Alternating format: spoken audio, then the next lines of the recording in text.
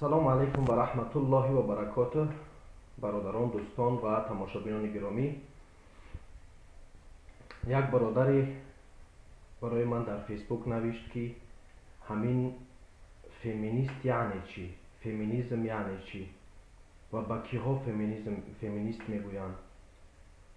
خب ما لازم دانستم که برای شما را دوستا ویدیو کنم، شاید نفرایی که ندونین را بدونین. خب فکری رو نکنین که یک نفر خیالی میگیره، نه، اما ما فکر میکنم که این چیز برای ما لازم است، چیزهایی که در تمام دنیا استفاده میبرن و میدونن. خب شروع میکنیم اول از فمینا. فمینا از زبان لاتینی میشوه یک زن. فمینیزم در عصرهای 18 سال 1812 یعنی به این طرف ها شروع می شود. خب اولین کاری که اونها میکنن، شروع میکنن برای یعنی که طرفداری زنها و که زنها را یعنی که حقوقش را پاس بدارن.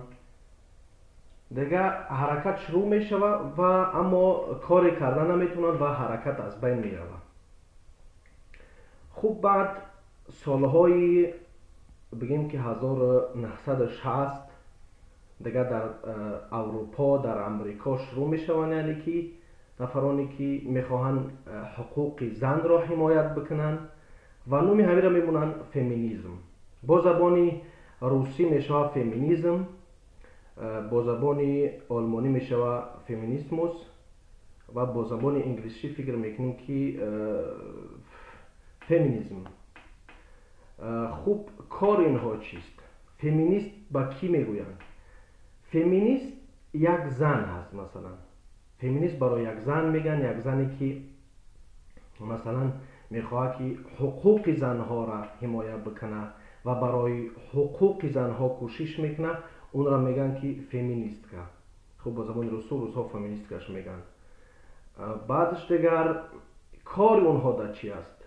بسیاری فمینیست ها به این باور هستند که یعنی حقوق زن مثلا در دین ها، یعنی مثلا در اسلام پیش پا زده می شود و حقوق زن ها را یگان کس اعتراف نمیکنه و همیشه بر ضد یعنی اسلام هم صحبت میکنن.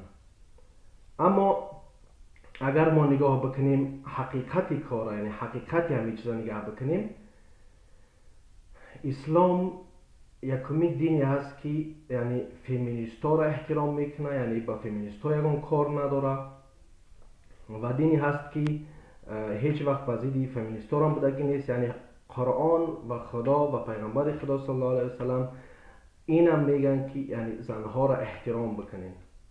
خوب در آلمان، مثلا در امریکا 60-70 سال پیش مثل کشورهای بگیم که تاجیکستان و مثل دولت‌های عربی بودن، زنها به خاطر یک جا رفتنشو باید که از مرداشو اجازت میگرفتن و به همین خاطر این یعنی رویه‌های یعنی چیزایی که میخواستن، یعنی گروه‌هایی میخواستن که حقوق زنها را حمایت بکنن، کوشش میکردن که برابر حقوقی برای زنها و مردها باشد.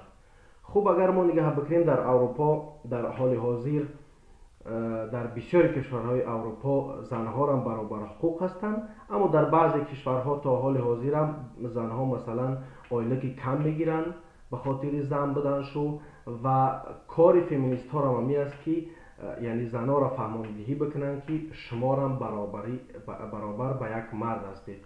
خوب دوستان عزیز، اگر اون کس بخواه که لایف ببرایه انشاءالله که باش صحبت میکنیم اگر سوال داشته باشه. خب اگر سوال نداشته باشین ما لازم دانستیم که این انفرماسیا برای شما بگم. خدا حافظ، تا دیدار.